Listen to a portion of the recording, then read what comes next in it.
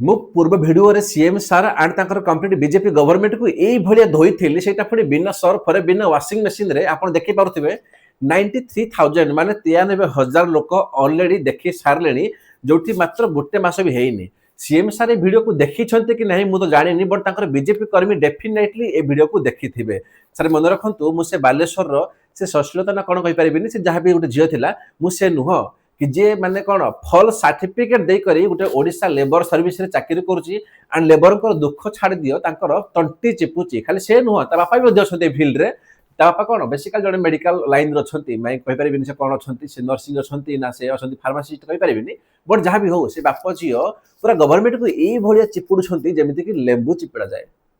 तो सर आप केसटा को दबे देवाई आप केते पैसा नहीं ना आप गवर्नमेंट करते पैसा नहीं सेटा मुझे जानी तो मुझे किसी स्पष्ट कहींपारे बट मोर गोटे क्वेश्चन आपको आपड़ निहाती जानी कि 12 अक्टोबर 2025 मसीह आप ओपीएससी प्रिलिम्स एग्जाम करते ठीक अच्छे जो 200 पिला थे आज 6 नवेम्बर 2025 मसीह तार रिजल्ट बाहरी गला जोटी पिला माने तांकर ग्रीवेंस अच्छी कि 95 रु 100 मार्क्स रखी प्रिलिम्स क्लीयर है नहीं सर मुझे आपको कहबी आपड़ कहबी आपंकर माने बीजेपी कर्मी माने बीजेपी नुह से बीजेपी हूँ कांग्रेस हूँ बीजेडी हूँ मुझे कहबी जिते कर्मी अच्छा नेता मंत्री समस्त परीक्षा बसाई दियो सर 95 छाड़ी दिंतु 30 मार्क्स भी आपण मैंने आनीपारे ना खाली ओपी छाड़ी दिंतु मुझे कहबी ओ डबलएससी आपण मैंने क्वालिफाई करेंगे ना ताले मत कहतु गोटे पिला जब सरकारी चाकरी करने से ओएस छाड़ी दिंतु ओ डबल छाड़ी दिंतु ओ ट्रिपल छाड़ी दिंतु जदि गोटे पिला पिओन चाकरी करिवो आपण कहउछंती ता पाई को दरकार 10th पास दरकार +2 पास तो भाई आम सरकार को माने हम राज्य को जो माने चलेबे जो माने सरकार बनेबे जो माने एमपीएमएल हेबे ताको पाई कोन गोटे साधारण गोटे क्वालिफिकेशन रखिबा आवश्यक नुहे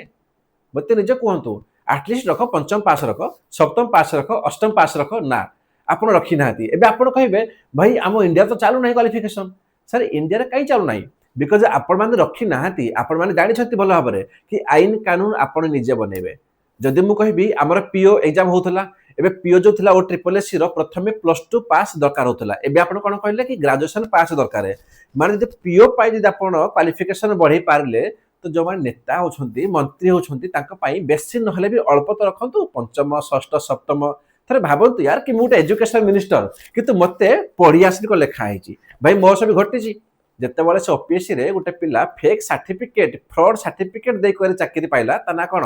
से सशरतन जहाँ भी हो लेबर सर्विस अच्छी आई थिंक से 2023 ना 24 मसीह चाकरी पाइला ओके मु सीएम सर पाखक माने 15 रु 20 लेटर लिखिली एते लेटर लिखिला पर भी से सुनिलेनी मु तापर हाईकोर्ट रे केस कली हाईकोर्ट मध्य कहला गवर्नमेंट को कि भाई एटा सीरियस मैटर या ऊपर तमे एक्शन लियो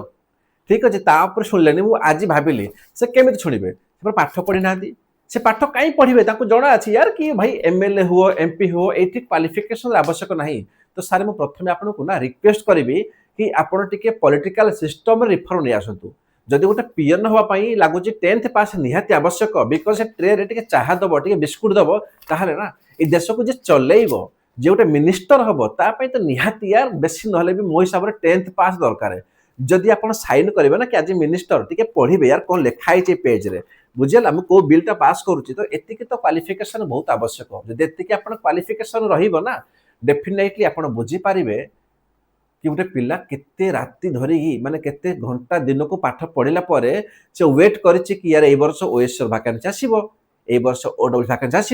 आसीबो ट्रिपल रो थरे गोटे झियो को देखंतु झियो केते कांदुछि से कहूछि कि मो बापांकर मु दुख दूर करि थांती जदि मु चाकरी करि पारि थांती टिके देखंतु प्लीज पाठ पढ़ी कि गोटे चाकरी करिया भाई बहुत कष्ट हेलानी आज्ञा आउ मु पारुनी तो एबे आपण बुझी पारुथिबे कि मु आपनको काई ब्लेम करछि सर मु आपनको ब्लेम करूनी मु आपण सरकार को मध्ये ब्लेम करूनी उल्टा मु आपनको वोट करथिली मु चाहिथिली कोन कि या पूर्वतम गवर्नमेंट सरकार जहाँ भी किछि आम प्रति माने कोन अवहेला करथिला सेटा आपण सुधारंतु किंतु आपण भी से सेम जिंस तो मते कहंतु यार हम कहा भरोसा करबो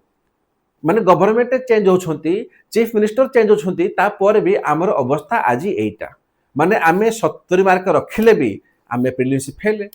रखिले भी 90 मार्क प्रिलिम्स फेल रखिले भी 100 मार्क प्री फेल आपण देखंतु पूर्व आमर कट ऑफ थिला 73 ना 80 मार्क गला बुझेला कट ऑफ ତା ପୂର୍ବ ଥର ଦେଖନ୍ତୁ ମାନେ 40 ରୁ 45 ମାର୍କ କଟ୍ ଅଫ୍ ଗଲା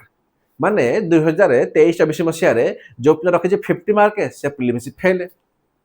ତାପରେ 2025 ରେ ସରି 24 ରେ ଯୋଉ ପିଲା ରଖିଲା 80 ମାର୍କ ସେ ପ୍ରି ଫେଲ୍। ଆଉ ଏଇଥର ଯେ ରଖିଛି 100 ମାର୍କ ସେ ପ୍ରି ଫେଲ୍। ସାର୍ କ'ଣ ପାଇଁ? ପିଲାମାନେ ତାଙ୍କର ପଢ଼ାରେ ତାଙ୍କର ୱାର୍କିଂରେ ତାଙ୍କର ହାର୍ଡ ୱାର୍କିଂରେ ଇମ୍ପ୍ରୁଭ୍ କରୁଛନ୍ତି, ସେ ପରିଶ୍ରମ କରୁଛନ୍ତି, ତା ବାଦ ବି ସେ ବାରମ୍ବାର କାହିଁ ଫେଲ୍ ହେଉଛନ୍ତି? କେବଳ ଗୋଟିଏ ରିଜନ୍,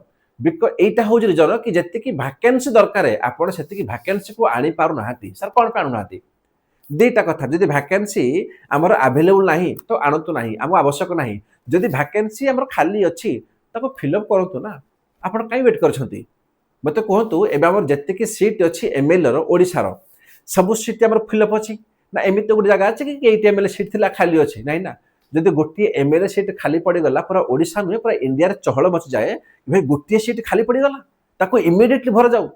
କିନ୍ତୁ ଏଇପଟେ ହଜାର ହଜାର ସିଟ୍ ଖାଲି ପଡ଼ିଛି ଓଏସ୍ର, ଓପିଏସ୍ସିର, ଆମର ଓଡବ୍ଲ୍ୟୁଏସ୍ସିର, ଓଟ୍ରିପଲ୍ଏସ୍ସିର, ତାହା ପ୍ରତି କାହାର ନଜର ନାହିଁ। ସାର୍ ମୁଁ କ'ଣ ଚାହିଁବୁ କି ଆପଣମାନେ କ'ଣ ଖାଲି ଇଲେକ୍ସନ୍ ସମୟରେ ଆମ ଘରକୁ ଆସିବେ, ହାତ ଯୋଡ଼ିବେ, ଭୋଟ୍ ନେଇଯିବେ, ତାପରେ ଆମକୁ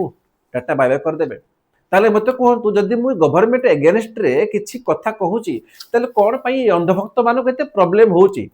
ଯେଉଁମାନେ କଂଗ୍ରେସ ହୁଅନ୍ତୁ କିମ୍ବା ମୁଁ କହିବି ଜଣେ ବିଜେଡି ହୁଅନ୍ତୁ, ସେମାନେ କୁହନ୍ତି କି ସାର୍ ଆମ ସପୋର୍ଟରେ କହିଲେ, କିନ୍ତୁ ଯେଉଁମାନେ ବିଜେପି ଗଭର୍ଣ୍ଣମେଣ୍ଟରେ ଅଛନ୍ତି ସେମାନେ କ'ଣ କହୁଛନ୍ତି ନା ସାର୍ ଆମ ଏଗେନଷ୍ଟରେ କହିଦେଲେ।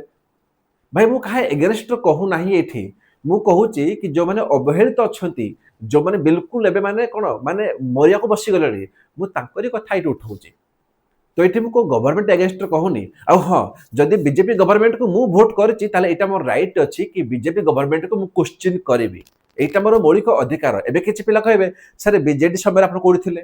ଆପଣ କୋଉଠି ଥିଲେ କଂଗ୍ରେସ ସମୟରେ? ଆରେ ଭାଇ ବିଜେଡି ସମୟରେ ମୁଁ ଏ ଲାଇନ୍ ନଥିଲି,